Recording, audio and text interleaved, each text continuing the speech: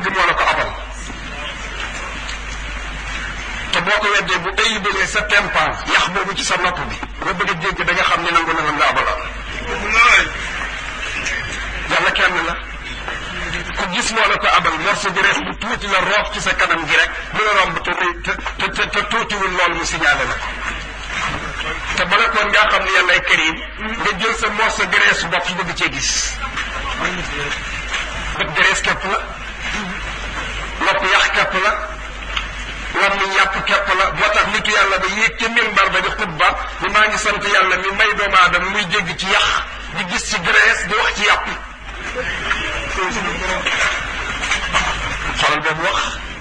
gis ci graisse dégg ci yax wax ci yàpp mu ne ko mënuñu ko dégg mu ne ko ñu tàppit sa làmmiñ dootoo wax te yàpp la ku sa bët seey nga gumba te graisse képp la ku sa tempa toj doo dégg te yax képp la subhanahu wa taala machiko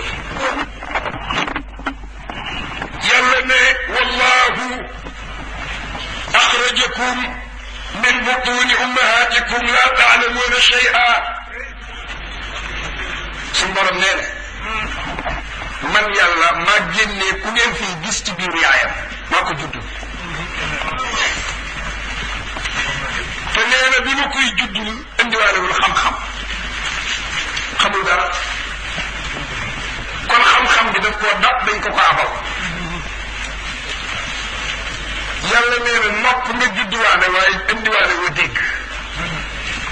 moo tax boo demee ba mu dab la ak wërsi bu dégg nee na déglu fi ma bëgg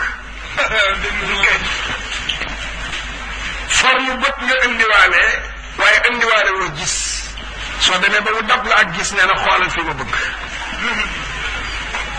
nee na xol nga judduwaale waaye judduwaale wa xalaat kon soo demee ba mën a xalaat nee na xalaatal ci sama màgg geeg sama yaatu gi إن في خلق السماوات والأرض واختلاف الليل والنهار والفلك التي تجري في البحر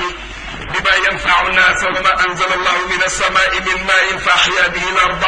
بعد موتها وبث فيها من كل دابة وتصريف الرياح والسحاب المسخر بين السماء والأرض لآيات لقوم يعقلون